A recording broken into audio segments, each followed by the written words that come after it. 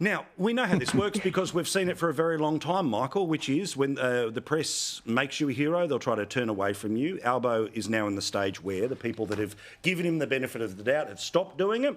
And old mate nasty Nikki Sava, who was right up there at the top of the list with Murpharoo in terms of the closest supporters of the Prime Minister and getting the FaceTime in the early days, she's now saying, even if you win, bugger off in a year's time. What does that tell you about the future of the Prime Minister? Well, what you know is he's not going to be the leader of the Labor Party at the 28 election. Okay, Correct. so if he's leader at this election in March or April, which he will be, they're not going to change between now and April. He's not going to lead after that. Okay, so whether he resigns or gets the chop, we don't know. But look, Albo has grotesquely underperformed expectations.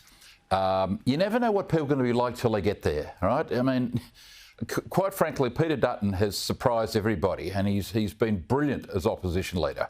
No one really thought John Howard would be as great as he was when he was Prime Minister, or Menzies, or Bjelke-Petersen, or Bolte.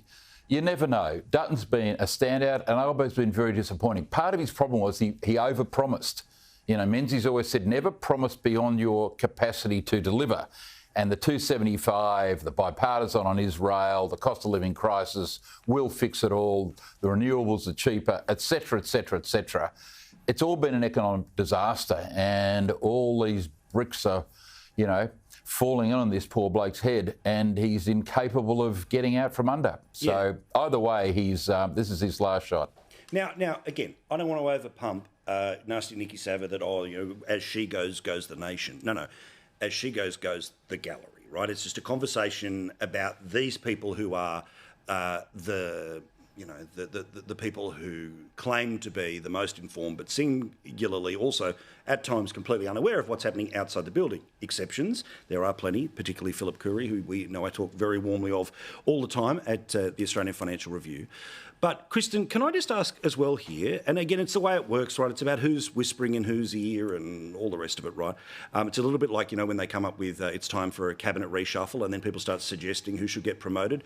Those are the people who are the sources to the reporters, right? That's the exchange. You tell me all the stuff behind the scenes and I'll talk to you. So that's the free push here. So for them all now to start saying Chalmers. If the problem with the country is the economy and the problem with the politics is the economy, then how the hell is the guy running the economy the answer to the problem, Kristen? Now, you and Kroger probably have more insight than I do into the inner workings, but when I saw this today, I actually thought maybe Albo and Chalmers teamed up so they could get this article out there to give Chalmers some credibility because the economy is so bad. Well done. So that is one of the greatest backhanders I've ever heard on this show. Now, I've done it for a while and you just walked up for a cuddle and then went prison shiv. Well done, darling. That was great. Keep going. Thank you.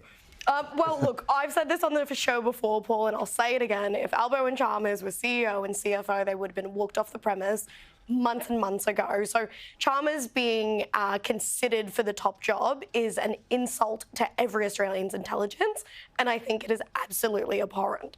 And also, despite the fact of the factional this and that, it is a much bigger leap to the left as well, right? Because he's sort of, of the big day out, Triple J generation, remaking capitalism, huge believer in you can't borrow enough money because nobody really... It's a massive jump to the left, apart from, again, all the factional stuff. But let's not focus too far into the future. Let's, again, be where we are right now.